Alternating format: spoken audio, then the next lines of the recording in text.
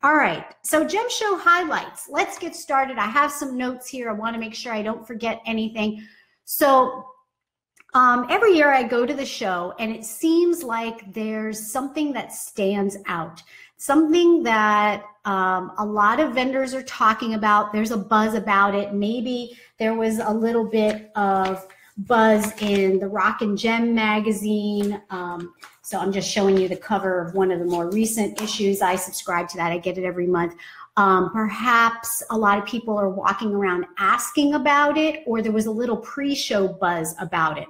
So for me, and again, this is subjective, what I noticed was the year before, so Gem Show 2017, I had first heard about this, pink amethyst.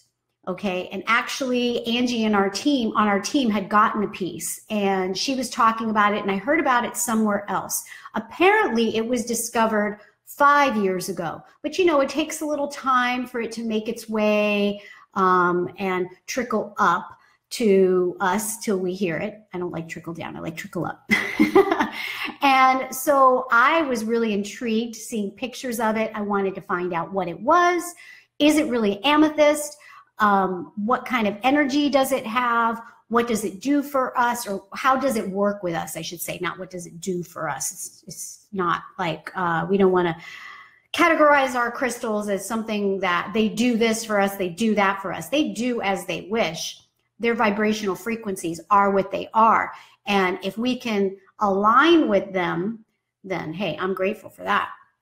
So I did hunt a piece down. It was not easy at the 2018 Gem Show. Let me show you. Oh, here it is. Let me show you here. And where's my camera? I can't even see myself right now. Okay, here we go. Check this out. That, my moonbeams, is pink amethyst. The white is calcite, clear calcite, and that is pink amethyst. It's a pink amethyst geode. Now let me show you the back because this is important.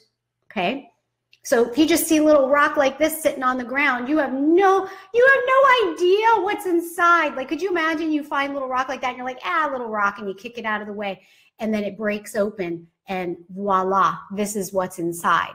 Okay, then also we want to look at the layers. Let me get that up close to you. Okay, that putting my hand back there changes the lighting and it makes it look blue. It's not, but I wanted my camera to focus and it doesn't want to. Okay. I'll move it back a little bit.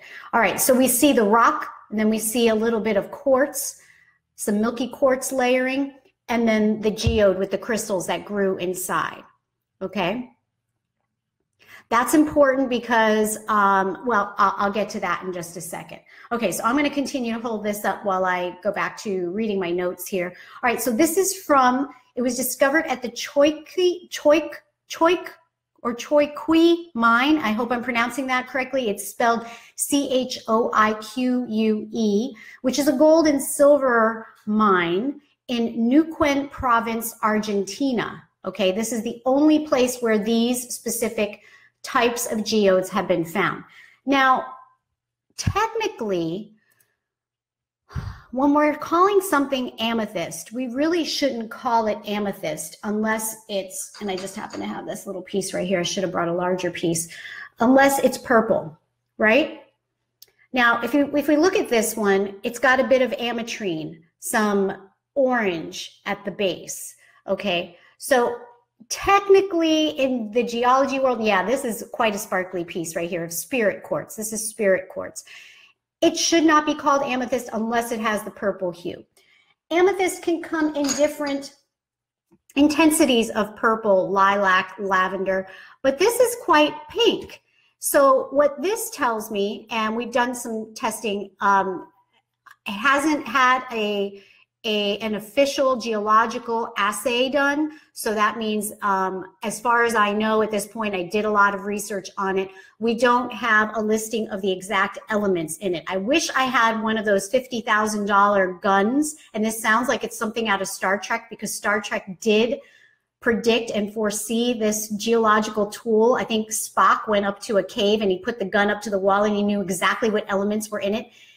Those do exist now. So cool. But I don't have one, $50,000. And you could just point it and go beep, push the button, and it'll give you a readout of what elements are in it. But I'm willing to wager and bet that there is hematite in this. I've had other geologists confirm that, yeah, they're pretty sure that the coloration of it, that pink color, is coming from hematite inclusions in what would have normally have been amethyst. Okay, so then we have this hematite included quartz with the white calcite in there too.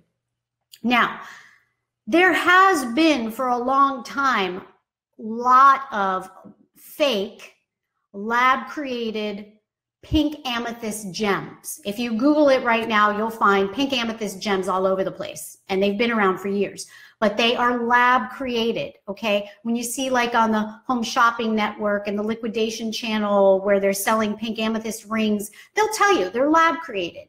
Okay, so it's a lab created form of quartz, and they put some pink coloring in it. That is not this by any means. This is not fake. How can we tell? Because if this was, well, first of all, it's not lab created. We can't create this in a lab. Someone could fake like gluing crystals, you know, lab grown crystals into a rock geode, but all you need is a jeweler's loupe and you could see where all the gluing and everything is happening.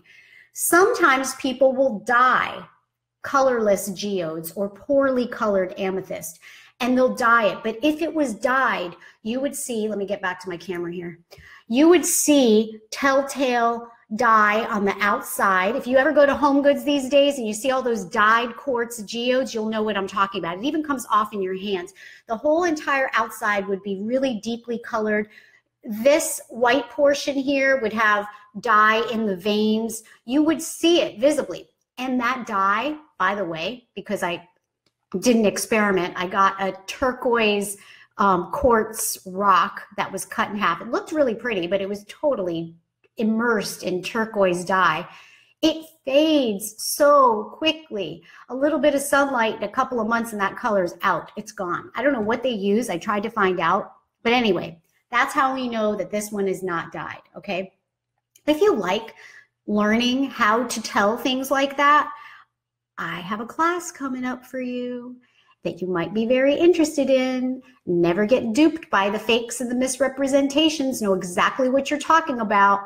And that's coming up soon, and you'll find out about that if you're getting my glitter updates, which you want to sign up for at hibiscusmoongift.com.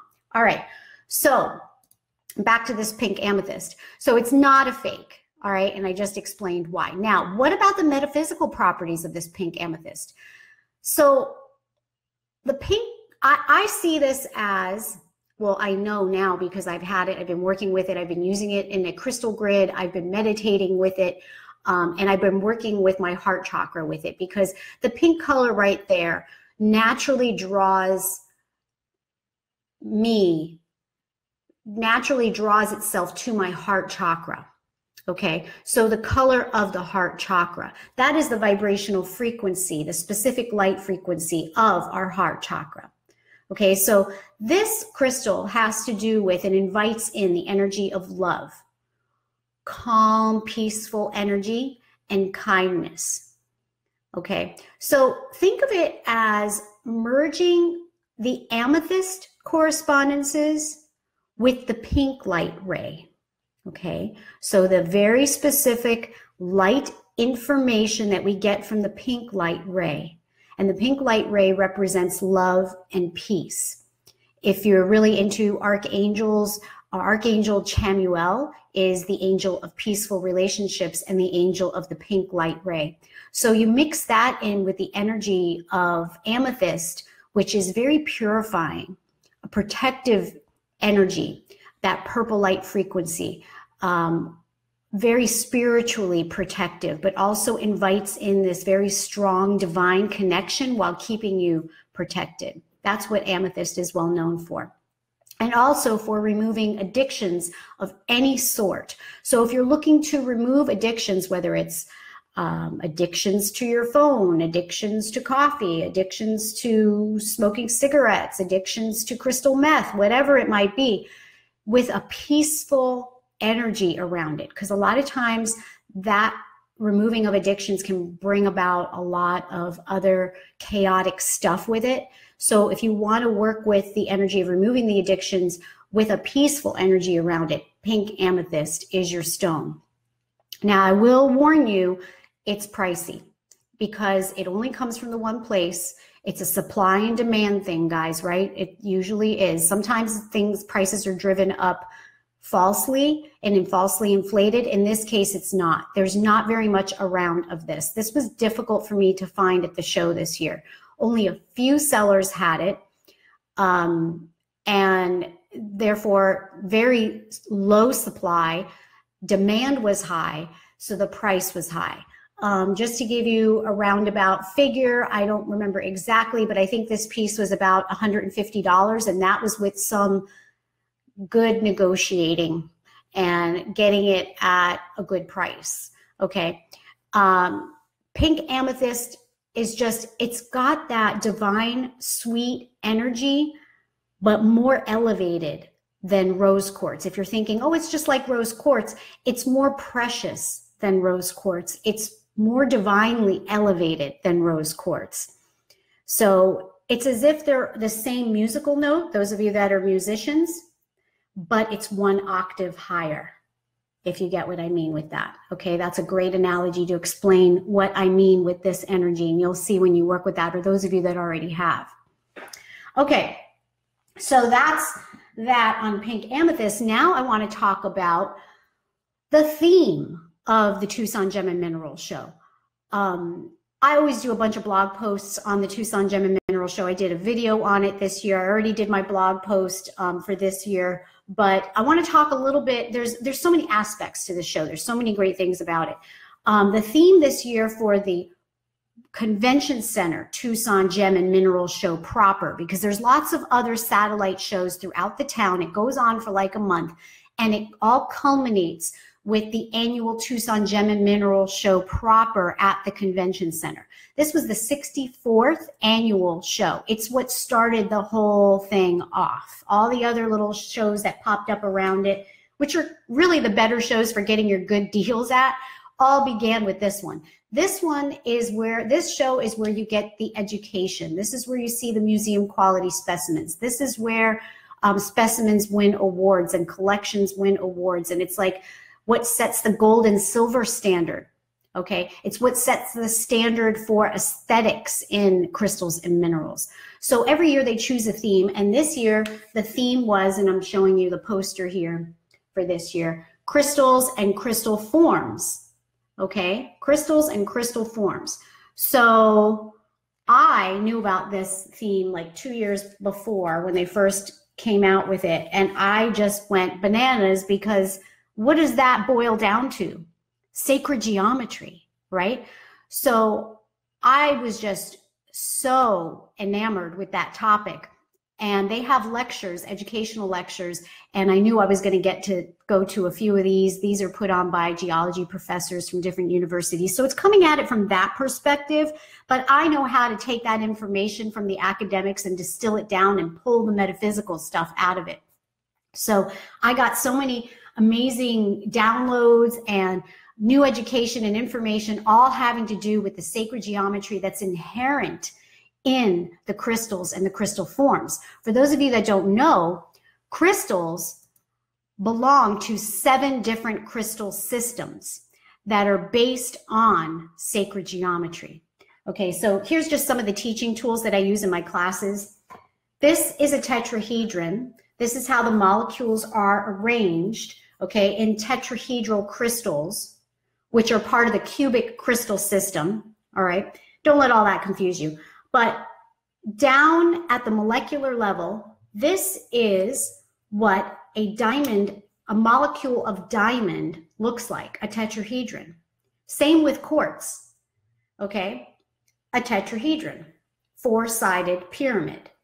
Right? This is what makes a crystal, is that it has this very precise, repeating, non-random geometric pattern.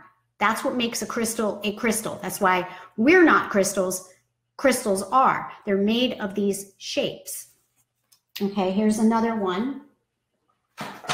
A perfect cube. Okay, this is halite, and halite is sodium chloride. So the greens are sodium atoms and the silvers are chloride atoms. All right, so it's a perfect cube. Now, carbon can come in two forms. It can be diamond when the molecules are tetrahedral shaped. This is also another form of carbon. It's graphite. So you've got these hexagonal columns, a molecule of graphite. Okay, if this rearranges itself into a tetrahedron, it becomes very stable, very strong, very tough on the Mohs hardness scale, and that's what makes it a diamond when it rearranges itself into the tetrahedron.